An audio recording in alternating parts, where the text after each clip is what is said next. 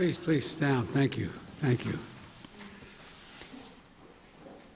Good afternoon. Before I take questions, I want to give you a progress report to the nation on where we stand 65 days into office here, on vaccinations and a few other top priorities for the American people. First, on vaccinations. On December 8th, I indicated that I hope to get 100 million shots in people's arms in my first 100 days. We met that goal last week by day 58, 42 days ahead of schedule. Now today I'm setting a second goal, and that is we will, by my 100th day in office, have administered 200 million shots in people's arms. That's right, 200 million shots in 100 days. I know it's ambitious, twice our original goal, but no other country in the world has even come close, not even close to what we were doing. I believe we can do it. And today, we made a historic investment in reaching the hardest hit and the most vulnerable communities, the highest risk communities, as a consequence of the virus, by investing an additional $10 billion in being able to reach them. I also set a goal before I took office of getting a majority of schools in K through 8 fully open in the first 100 days. Now, thanks to the enormous amount of work done by our administration, educators, parents, local, state education officials, and leaders, recent Department of Education survey shows that nearly half of the K through 8 schools are open now full-time, 5 days a week for in-person learning. Not yet a majority, but we're really close, and I believe in the 35 days left to go, we'll meet that goal as well. As of yesterday, more than 100 million payments of $1,400 have gone into people's bank accounts. That's real money in people's pockets, bringing relief instantly almost. And millions more will be getting their money very soon. One final note. Since we passed the American Rescue Plan, we're starting to see new signs of hope in our economy. Since it was passed, a majority of economic forecasters have significantly increased their projections on the economic growth that's going to take place this year. They're now projecting it will exceed 6%, a 6% growth in GDP. And just this morning, we learned that the number of people filing for weekly unemployment insurance fell by nearly 100,000 persons. It's the first time in a year the number has fallen below the pre-pandemic high.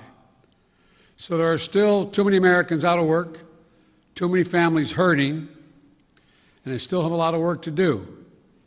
But I can say to you, the American people, help is here and hope is on the way. Now I'll be happy to take your questions. Zeke, the Associated Press.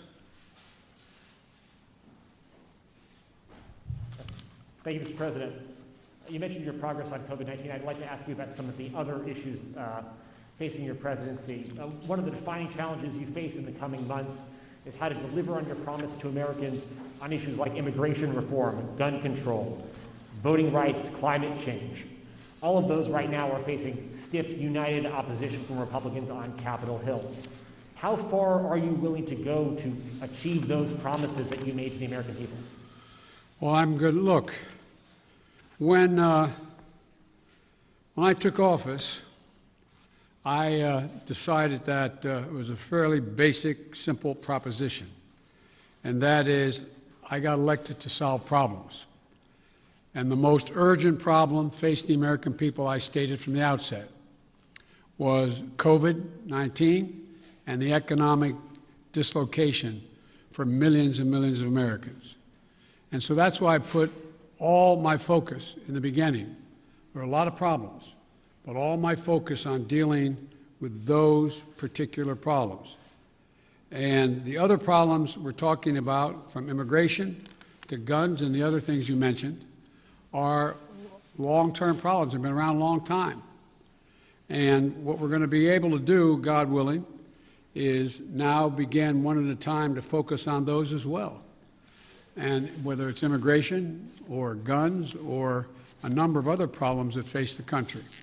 But the fundamental problem is getting people some peace of mind so they can go to bed at night and not stare at the ceiling wondering whether they lost their health insurance, whether they're going to lose a family member, whether they're going to be in a position where they're going to lose their home because they can't pay their mortgage, or the millions of people are going to get thrown out of their homes because of the inability to pay their rent. So we're going to move on these one at a time, try to do as many simultaneously as we can, but that's the reason why I focused as I have. And here's the deal. I think my Republican colleagues are going to have to determine whether or not we want to work together, or they'll decide that the way in which they want to proceed is to just decide to divide the country, continue the politics of division. But I'm not going to do that. I'm just going to move forward and take these things as they come. And just to follow up, Mr. President, can your presidency be a success if you can't make progress on those four challenges: climate change, immigration reform, gun control, voting rights? Well, I plan on making progress on all of them, but that's going to be for the American people to decide. I think, I doubt whether, maybe you did, maybe others did. I thought, many of you thought there was no possibility of my getting the plan I got passed without any Republican votes. Pretty big deal. Got passed. Growing the economy. People's lives are changing. So let's see what happens. All I know, I've been hired to solve problems, not create division. Okay, how about Yamiche? Thanks so much, Mr. President. You've said over and over again that immigrants shouldn't come to this country right now. This isn't the time to come. That message is not being received. Instead, the perception of you that got you elected as a moral, decent man is the reason why a lot of immigrants are coming to this country and entrusting you with unaccompanied minors. How do you resolve that tension? And how are you choosing which families can stay and which can go, given the fact that even though with Title 42, there are some families that are staying? And is there a timeline for when we won't be seeing these overcrowded facilities run by CPB when it comes to unaccompanied minors? Well, look, I guess I should be flattered. People are coming because I'm the nice guy. That's the reason why it's happening. That I'm a decent man, or however it's phrased. That's why they're coming, because Biden's a good guy. Truth of the matter is, nothing has changed. As many people came, 28% increase in children to the border in my administration, 31% in the last year in 2019, before the pandemic, in the Trump administration. It happens every single solitary year. There is a significant increase in the number of people coming to the border in the winter months of January, February, March. It happens every year. In addition to that, there is and by the way, does anybody suggest that there was a 31% increase under Trump because he was a nice guy and he was doing good things at the border? That's not the reason they're coming.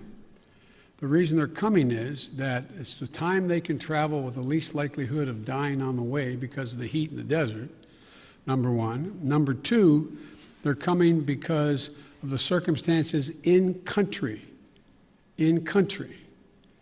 The way to deal with this problem, and I started to deal with it back when I was United States Vice President, putting together a bipartisan plan of over $700 million to do with the root causes of why people are leaving. What did Trump do? He eliminated that funding. He didn't use it. He didn't do it. And in addition to that, what he did, he dismantled all the elements that exist to deal with what had been a problem and has been continued to be a problem for a long time. He, in fact, shut down the number of beds available. He did not fund HHS to get people, to get the children out of those Border Patrol facilities where they should not be and not supposed to be more than a few days, a little while. But he dismantled all of that. And so what we're doing now is attempting to rebuild the system that can accommodate what is happening today. And I'd like to think it's because I'm a nice guy, but it's not. It's because of what's happened every year. Let me say one other thing on this. If you take a look at the number of people who are coming, the vast majority, the overwhelming majority of people coming to the border and crossing are being sent back, Thousands, tens of thousands of people who are over 18 years of age and single people, one at a time coming, have been sent back, sent home. We're sending back the vast majority of the families that are coming. We're trying to work out now with Mexico their willingness to take more of those families back. But that's what's happening. They're not getting across the border. And those who are coming across the border who are unaccompanied children, we're moving rapidly to try to put in place what was dismantled, as I said. For example, of all the children who are coming across the border, over 70% are either 16 or 17 years old. We're not talking about people ripping babies from mother's arms or little 3-year-olds standing on the border. Less than, I think it's 1.5% fall in the category of the very young.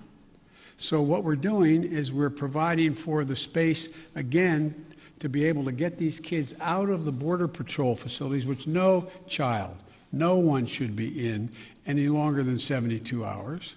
And today, I went to, for example, I used all the resources available to me, went to the Defense Department, and the Secretary of Defense has just made available Fort Bliss, 5,000 beds.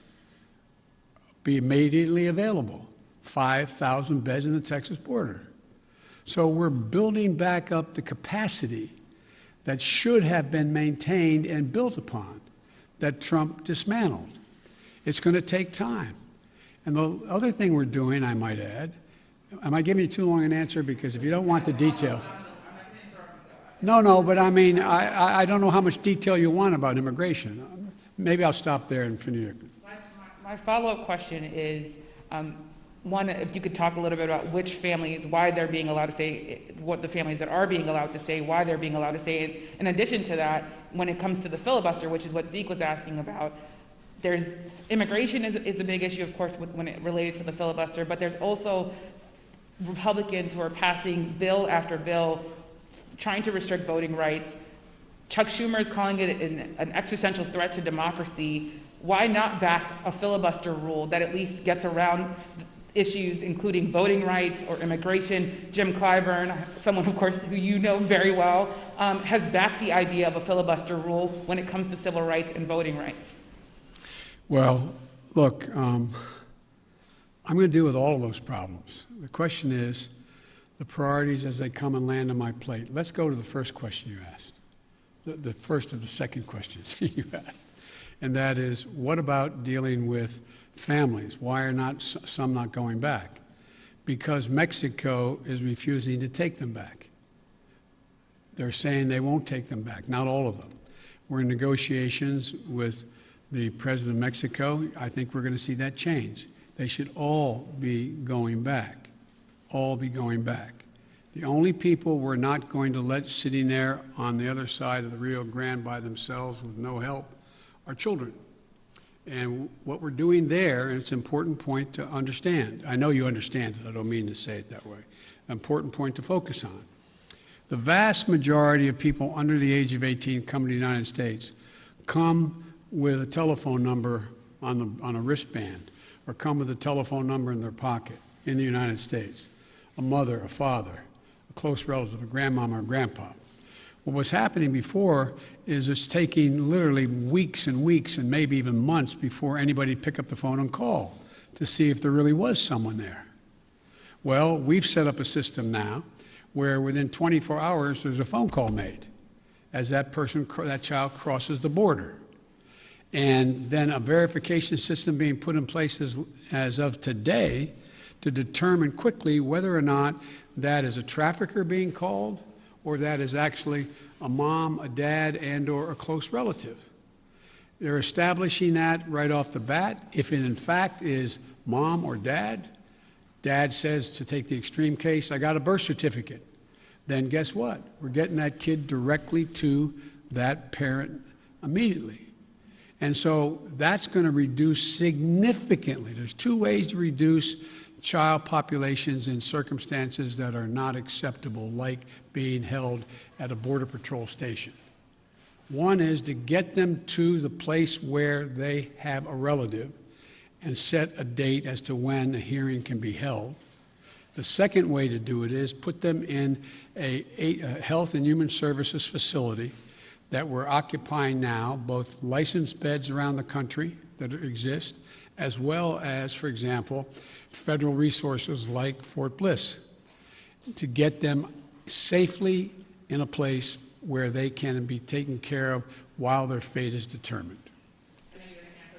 Filibuster. So filibuster. You know, with regard to the filibuster, I believe we should go back to a position of the filibuster that existed just when I came to the United States Senate 120 years ago. And that is that it used to be required for the filibuster, and I had a card on this. I was going to give you the statistics, but you probably know them, that it used to be that, from between 1917 and 1971, the filibuster existed. There were a total of 58 motions to break a filibuster that whole time. Last year alone, there were 5 times that many.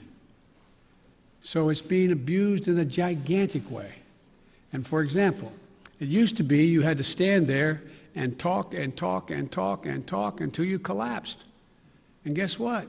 People got tired of talking and tired of collapsing.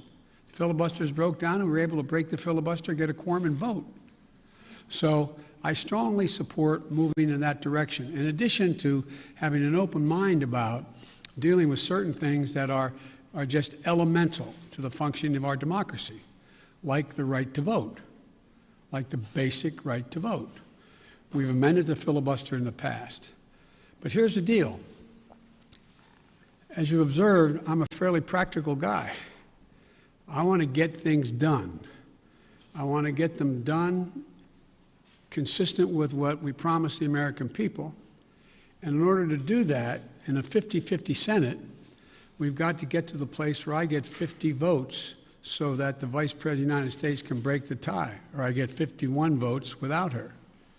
And so I'm going to say something outrageous. I have never been particularly poor at calculating how to get things done in the United States Senate. So the best way to get something done, if it holds near and dear to you that you like to be able to, anyway, we're going to get a lot done. And if we have to, if there's complete lockdown and chaos as a consequence of the filibuster, then we'll have to go beyond what I'm talking about. Okay, hang on. Sorry. Oh, Ms. Kim. Thank you, Mr. President. To follow up on the filibuster, so do you believe it should take 60 votes to end a filibuster on legislation or 51? If we could end it with 51, we would have no problem. You're going to have to, the existing rule, it's going to be hard to get a parliamentary ruling that allows 50 votes to end the filibuster, the existence of a filibuster.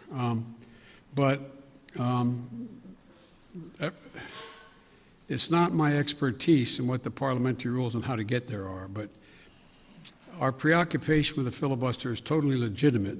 But in the meantime, we got a lot we can do while we're talking about what we're going to do about the filibuster. Let me get here. Okay. Cecilia Vega.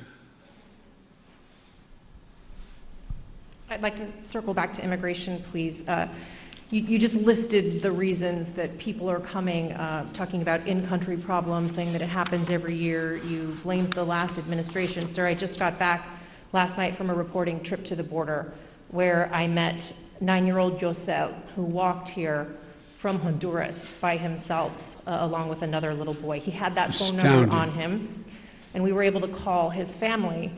His mother says that she sent her son to this country because she believes that you are not deporting unaccompanied minors like her son. That's why she sent him alone from Honduras. So, sir, you blame the last administration, but is your messaging in saying that these children are and will be allowed to stay in this country and work their way through this process, encouraging families like Josel's to come? Well, look,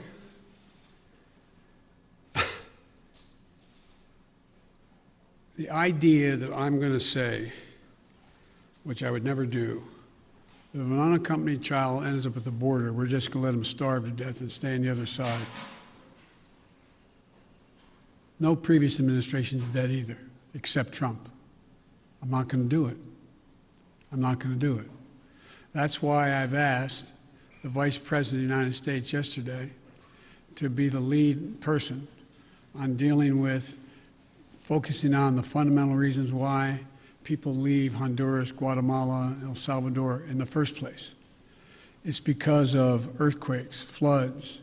It's because of lack of food. It's because of gang violence. It's because of a whole range of things that when I was vice president and had the same obligation to deal with unaccompanied children, I was able to get it slowed up significantly by working with the heads of state of those communities to do things like in one of the major cities, the reason people were leaving is they couldn't walk the street because their kids were getting beat up or shot or gang violence. Well, what I was able to do is not give money to the head of state because so many are corrupt, but I was able to say, okay, you need lighting in the streets to change things? I'll put the lighting in. We got a contractor. We got the type of lighting. We paid directly to the contractor, did not go through the government. And violent crime significantly was reduced in that city. Fewer people sought to leave. When this hurricane occurred, the 2 hurricanes, instead of us going down and helping in a major way so that people would not have a reason to want to leave in the first place because they didn't have housing or water or sustenance, we did nothing.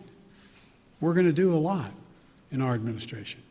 We're going to be spending that $700+ million a year to change the life and circumstances of why people leave in the first place.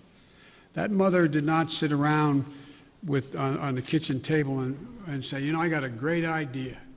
What I'm going to make sure my son gets taken care of is I'm going to put him, how old was he or she? He's 9. I also met a 10-year-old. A 9-year-old. I'm going to send him on a 1,000-mile journey across the desert and up to the United States because I know Joe Biden's a nice guy and he'll take care of him. What a desperate act to have to take. The circumstances must be horrible. So we can do something about that. That's what the vice president's going to be doing. What I did when President Obama asked me to come and deal. I was in Turkey at the time. He said, you got to come home and take care of this. So we put together a plan and it had an impact. And so the question here is how we go ahead and do this, what we do. There's no easy answer. Quick follow, if I may. Do you want to see these unaccompanied minors staying in this country, or should they be deported eventually? Well, the judgment has to be made whether or not, in this young man's case, he has a mom at home. There's an overwhelming reason why he'd be put in a plane and flown back to his mom.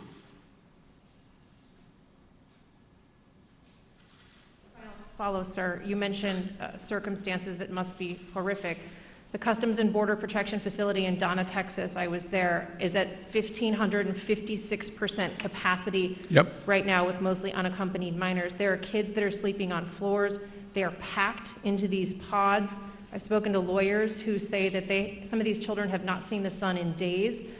What's your reaction? What is your reaction to these images that have come out from that particular facility? Is what's happening inside acceptable to you? And when is this going to be fixed? That's a serious question, right? Is it acceptable to me? Come on. That's why we're going to be moving 1,000 of those kids out quickly. That's why I got Fort Bliss opened up. That's why I've been working from the moment this started to happen to try to find additional access for children to be able to safely, not just children, but particularly children, to be able to safely be housed while we follow through on the rest of what's happening. That is totally unacceptable.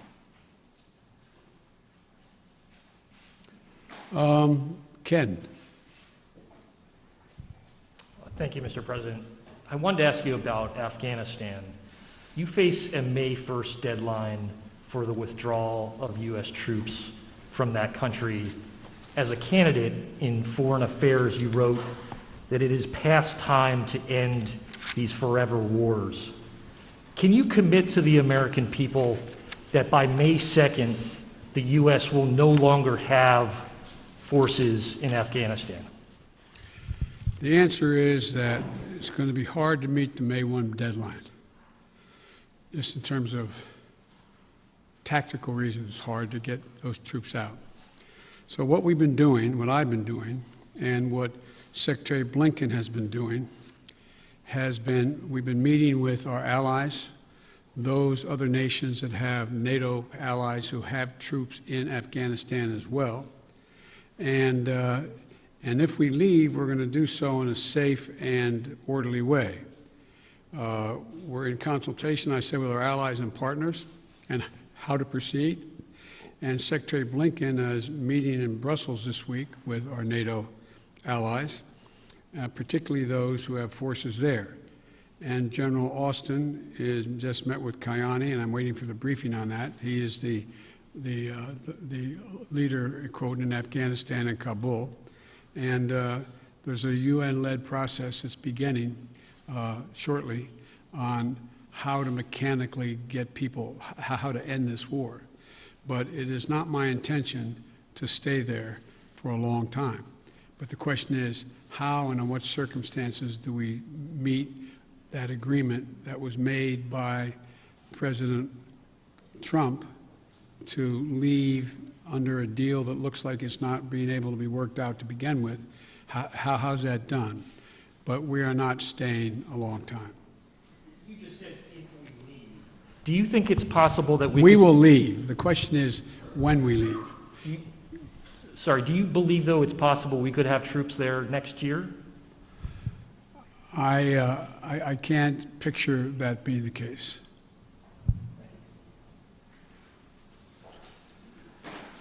Okay, Kristen. Thank you very much, Mr. President. Given the conditions that were just laid out at the migrant facilities at the U.S. border, will you commit to allowing journalists to have access to the facilities that are overcrowded moving forward? I will commit when my plan very shortly is underway to let you have access to not just them, but to other facilities as well. How soon will journalists be able to have access to the facilities? We've obviously been allowed to be inside one, but we haven't seen the facilities in which children are packed together to really give the American people a chance to see that. Will you commit to transparency on this issue? I will commit to transparency.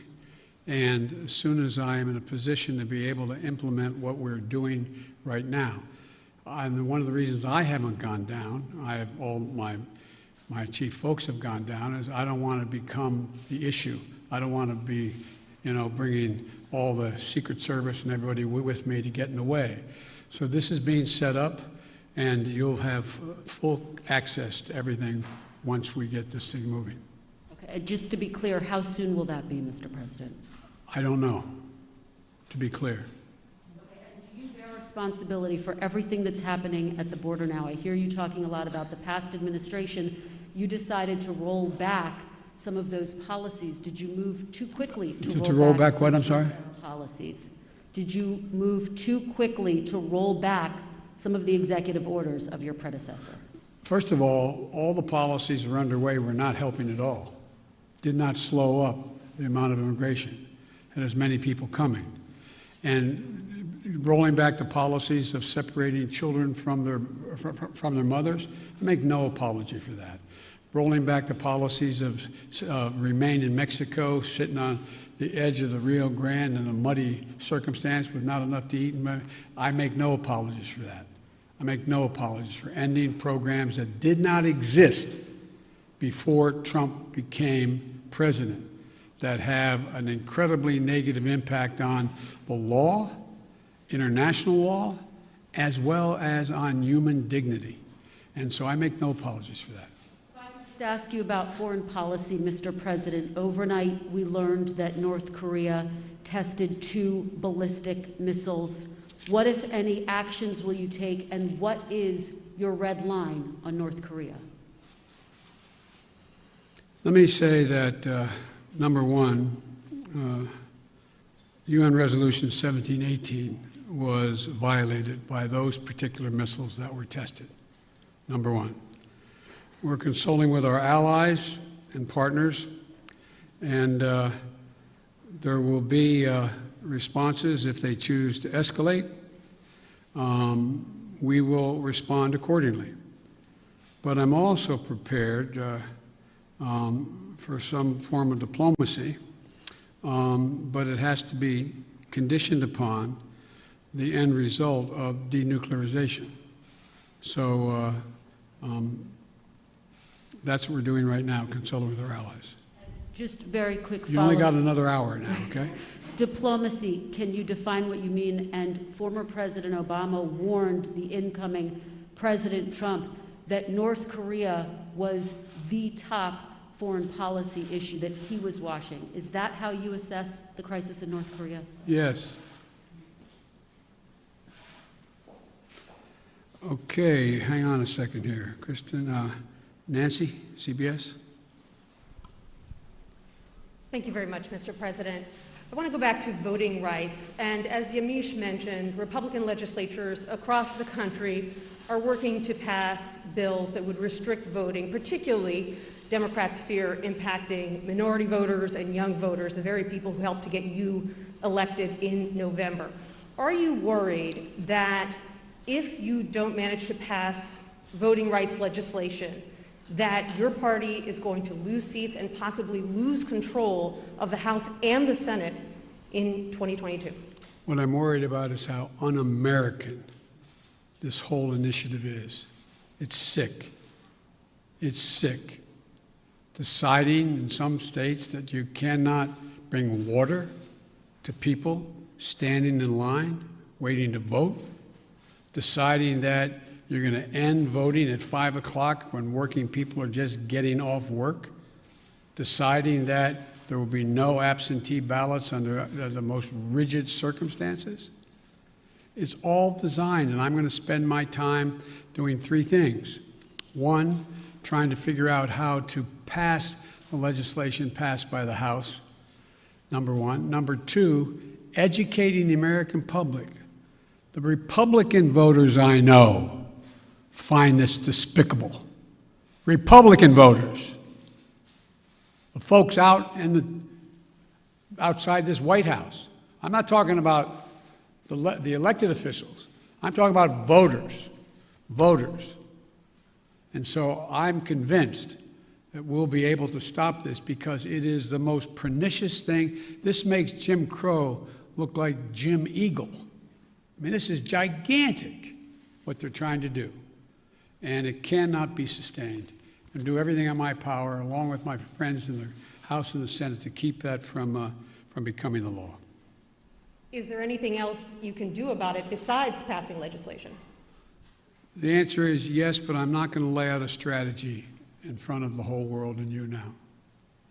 Then, on a related note, have you decided whether you are going to run for re-election in 2024? You haven't set up a re-election campaign yet, as your predecessor had by this time. My predecessor needed to. My predecessor. Oh, God, I miss him. No, the answer is yes. My plan is to run for re-election. That's my expectation. And then on one other note, on bipartisanship, your old friend, Mitch McConnell, says you have only spoken to each other once since you took office, and that you have moved far left since taking office. Do you see it the same way he does? Have you rejected bipartisanship? No, I haven't at all. I've been meeting. When's the last time a president invited the opposite party down at least a half a dozen times to talk about issues, everything from how we work. We're working with a group of 20 members of the Senate right now and House on how we reestablish our ability to make computer chips, and how we get ahead of the game, how we can work together. We're working together on a bunch of things. But look, I know Mitch well. Mitch knows me well. I would expect Mitch to say exactly what he said. But this is a matter of making sure that I would like elected Republican support. But what I know I have now is I have electoral support from Republican voters. Republican voters agree with what I'm doing. And so unless Mitch says the last thing I did, this last piece of legislation, is so far left, well, then he ought to take a look at his party. Over 50% of them must be over that edge as well, because they support what I did. Okay, where am I here? Let me see. Caitlin? Thank you very much, Mr. President. I have a question for you, but first, I'd like to follow up on a question from Yamiche, and that's on the filibuster. That counts as a question, but go ahead. Okay, I'll make it quick. It's a quick question. You can. Regarding the filibuster, at John Lewis's funeral, President Barack Obama said he believed the filibuster was a relic of the Jim Crow era. Do you agree? Yes. If not, why not abolish it if it's a relic of the Jim Crow era?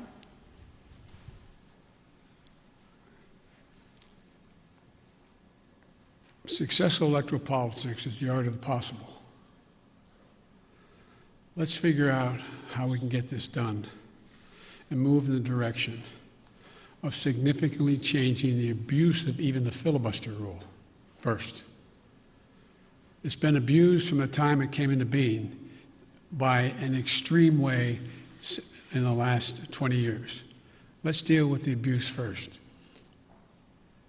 You're moving closer to eliminating the filibuster. Is that correct? I answered your question. You also just made some news by saying that you are going to run for re-election. I said that is my expectation. So is that a yes, that you are running for re-election? Look, I don't know where you guys come from, man. I've never been able to travel. I'm a great respecter of fate. I've never been able to plan 3.5 years ahead for certain. And if you do run, will Vice President Harris be on your ticket? I would fully expect that to be the case. She's doing a great job. She's a great partner. She's a great partner. And do you believe you'll be running against former President Trump? Oh, come on. I don't even think about it. I have no idea. I have no idea whether there'll be a Republican Party. Do you? I know you don't have to answer my question, but I mean, do you? I mean, look, this is the way I view things. I become a great respecter of fate in my life. I set a goal of that's in front of me to get things done for the people I care most about, which are hard-working, decent American people who really having it stuck to them. I want to change the paradigm. I want to change the paradigm. We start to reward work, not just wealth. I want to change the paradigm. If you notice, didn't you find it kind of interesting that my Republican friends were worried about that the cost and the taxes that had to be had, if there is any tax to be had as they talk about it, in dealing with the act that we just passed, which puts money in people's pockets, ordinary people? Do you hear them complain when they passed close to $2 trillion Trump tax cut, 83% going to the top 1%? Do you hear them talk about that at all? I love the fact that they found this whole idea of concern about the federal budget. It's kind of amazing. When the federal budget is saving people's lives, they don't think it's such a good idea. When the federal budget is feathering the nest of the wealthiest Americans, 90 of the Fortune 500 companies making billions of dollars not paying a cent in taxes, reducing taxes to the point that people who are making, if you're a husband and wife, a school teacher, and a cop, you're paying at a higher rate than the average person making $1 billion a year is. Something's wrong. Their newfound concern. I'm concerned. Look, I meant what I said when I ran, and a lot of you still think I'm wrong, and I respect that. I said I'm running for 3 reasons. to restore the soul, dignity, honor, honesty, transparency to the American political system. 2, to rebuild the backbone of this country, the middle class, hardworking people and people struggling to get in the middle class. They built America, and unions built them. The third reason I said I was running was to unite the country. And generically speaking, all of you said, no, you can't do that. Well, I've not been able to unite the Congress, but I've been uniting the country based on the polling data.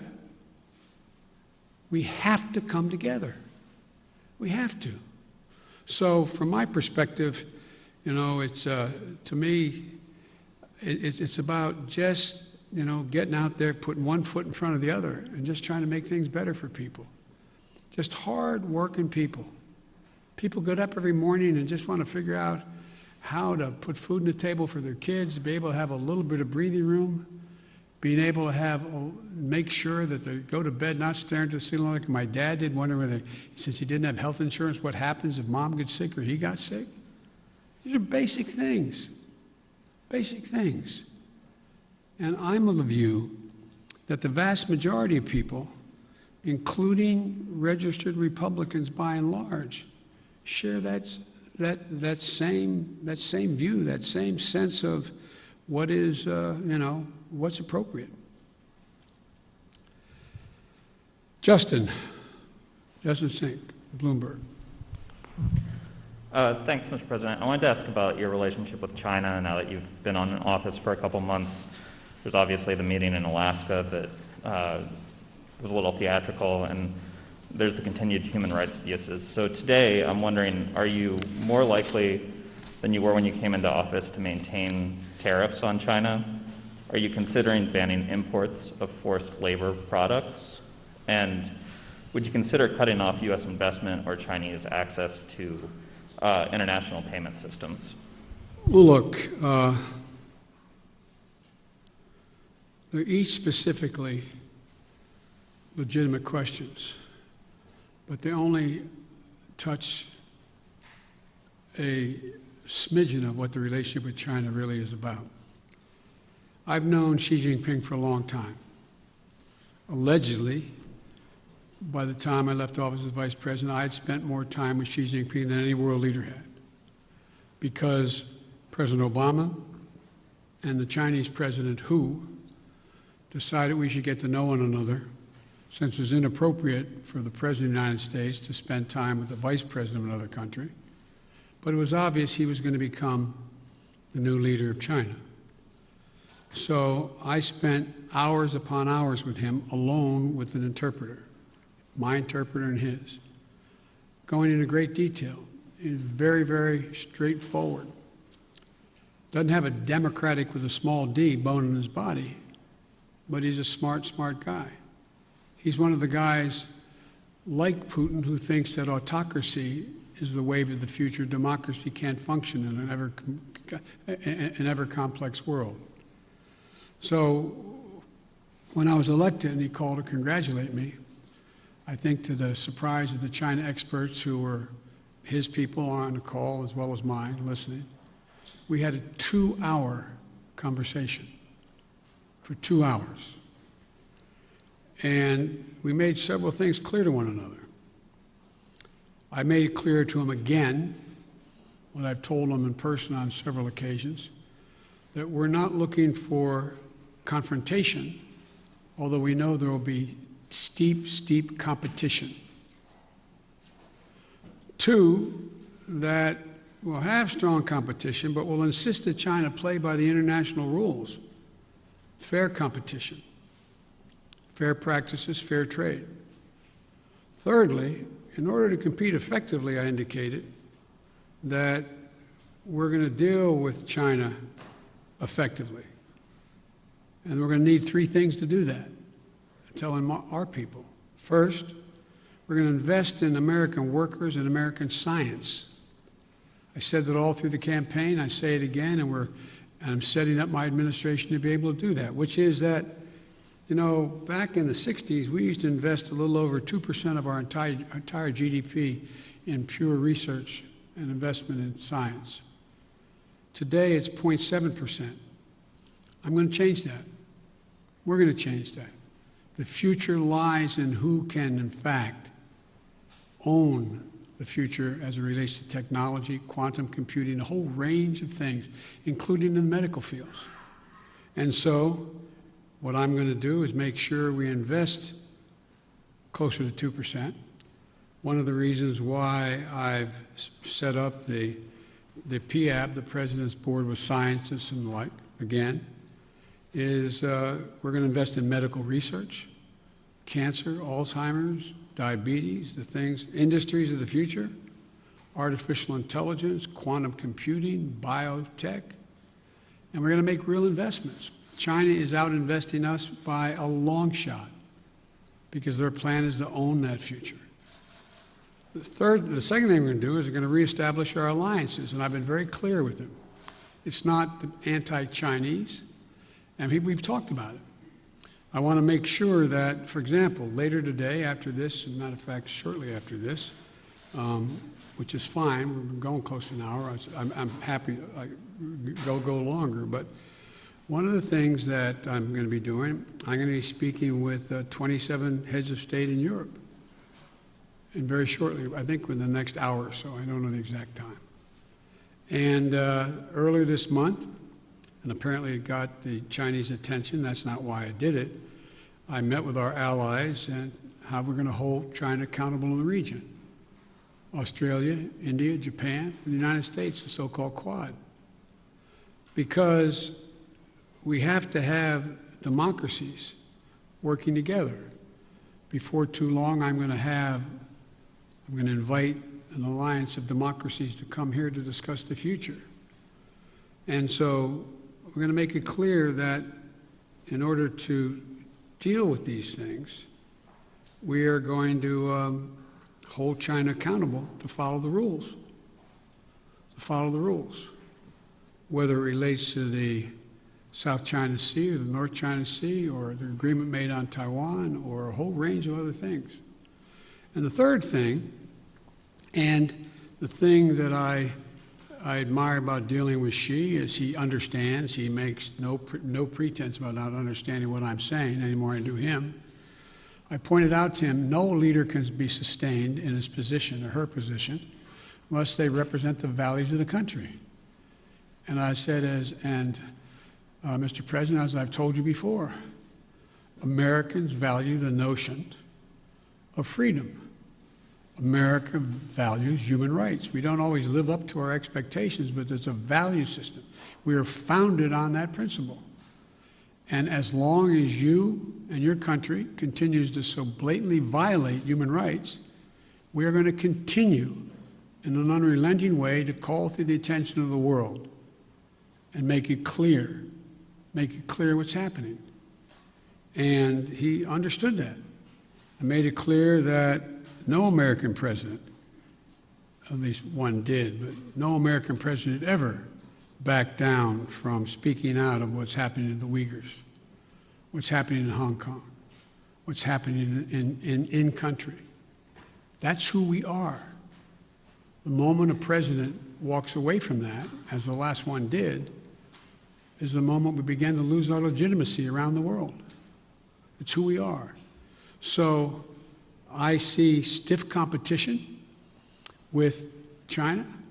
China has an overall goal, and I don't criticize them for the goal, but they have an overall goal to become the leading country in the world, the wealthiest country in the world, and the most powerful country in the world. That's not going to happen on my watch, because the United States is going to continue to grow and expand. All right, just to follow up on the meeting of democracies, is that where you expect in a multilateral way to make these decisions about sanctions or No, that's not where I make the decision. That's where I make sure we're all on the same page. All on the same page. Look, I predict to you, your children or grandchildren are going to be doing their doctoral thesis on the issue of who succeeded, autocracy or democracy. Because that is what is at stake. Not just with China. Look around the world. We're in the midst of a fourth industrial revolution of enormous consequence. Will there be middle class? How will people adjust to these significant changes in science and technology, the environment? How will they do that? And our democracy is equipped, because all the people get to speak, to compete.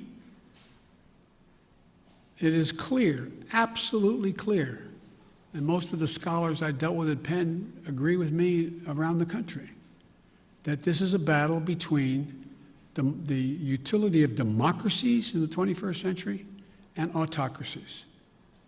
If you notice, you don't have Russia talking about communism anymore. It's about an autocracy. Demand decisions made by a leader of a country. That's what's at stake here. We got to prove democracy works. And Mr. President, sorry, I know you haven't had a chance to address the tragedies in Georgia and Colorado. You had said to stay tuned for actions that you might take on gun control.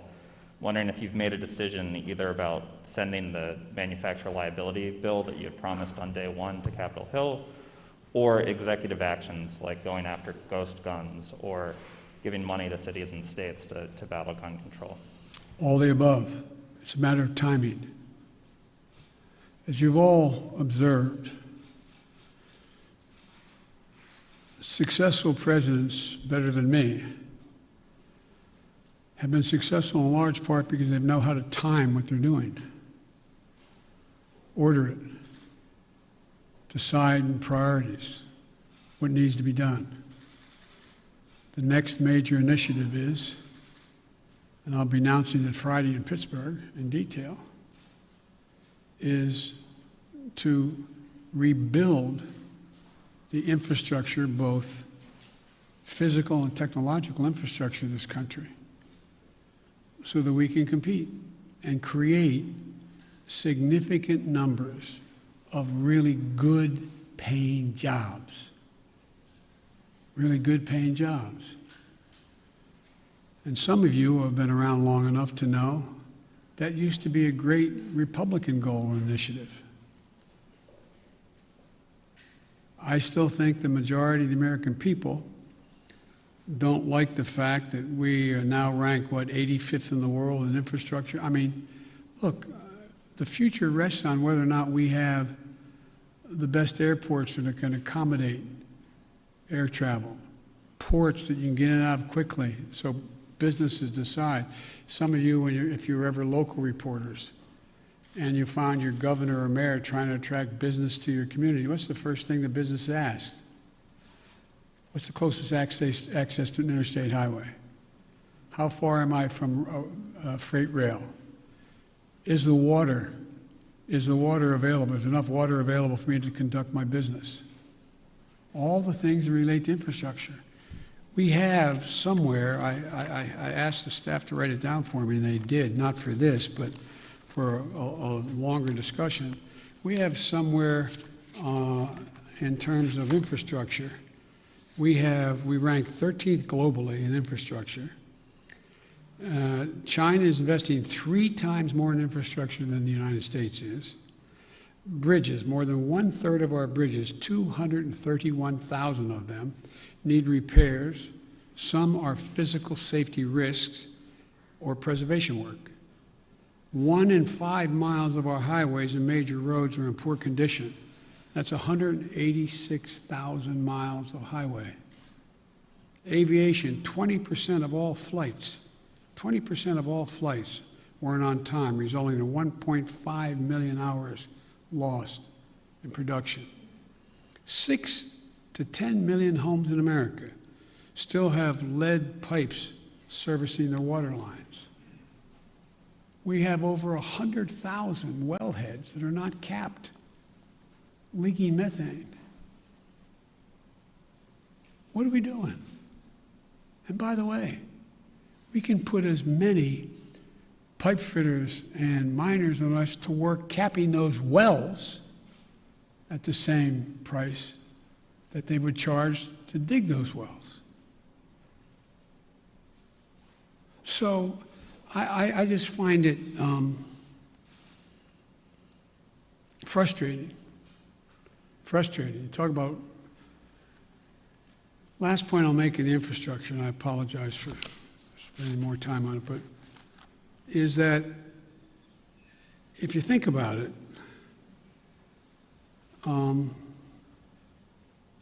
it's the place where we will be able to significantly increase American productivity, at the same time providing really good jobs for people.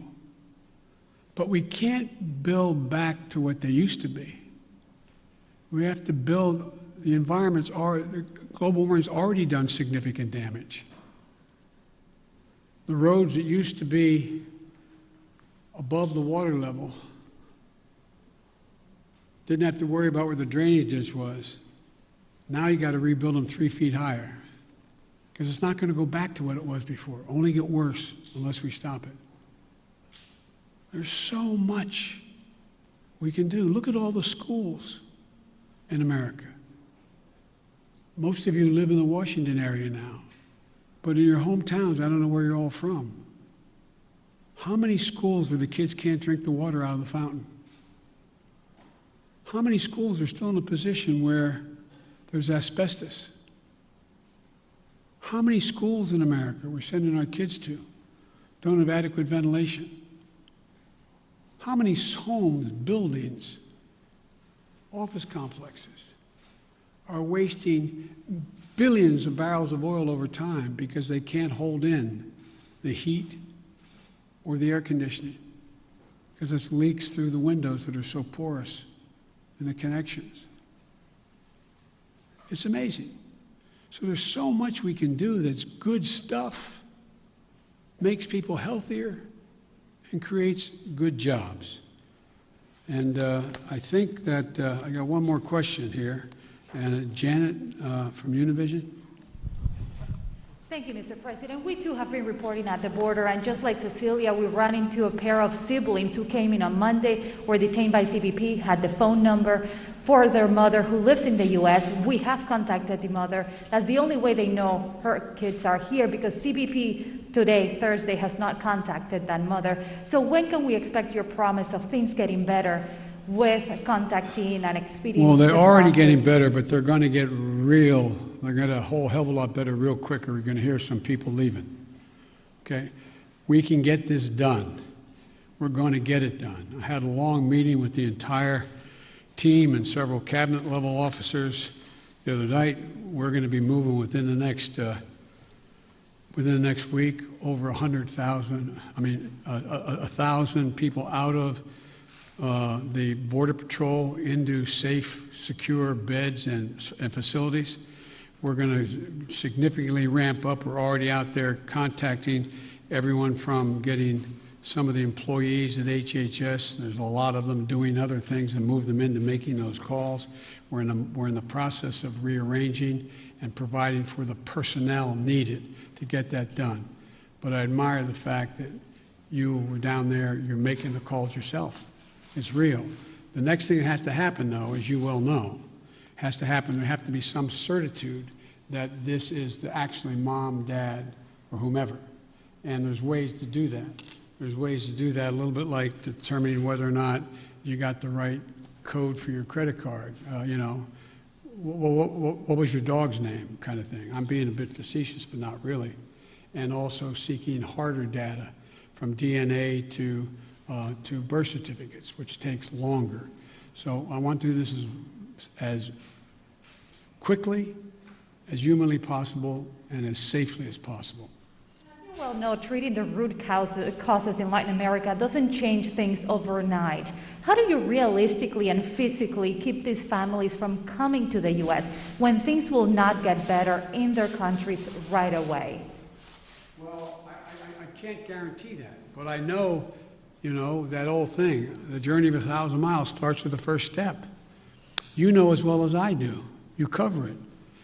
You have it's not like somebody sitting on a hand-hewn table in Guatemala, in somewhere in Mexico or in Guadalupe saying, I got a great idea. Let's sell everything we have. Give it to a coyote.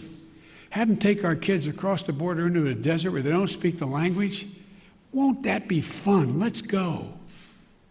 That's not how it happens. People don't want to leave. When my great-grandfather got in a coffin ship in the Irish Sea, the expectation was he going to live long enough on that ship to get to the United States of America. But they left because of what the Brits had been doing. They were in real, real trouble. They didn't want to leave, but they had no choice. So I can't guarantee we're going to solve everything, but I can guarantee we can make everything better. We can make it better. We can change the lives of so many people. And the other thing I want to point out to you, and I hope you point out, I realize it's much more heart-wrenching, and it is, to deal with a 5 and 6 and 7-year-old. But you went down there and you saw the vast majority of these children, 70% are 16 years old, 17 years old, and mostly males.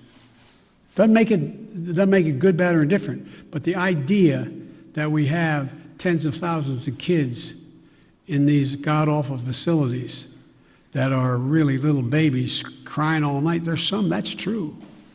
That's why we got to act. And yesterday, I asked my team, both the director of the two agencies as well as others, I asked them what would they in fact, and I asked their opinion because they're the experts, but I said, focus on the most vulnerable immediately.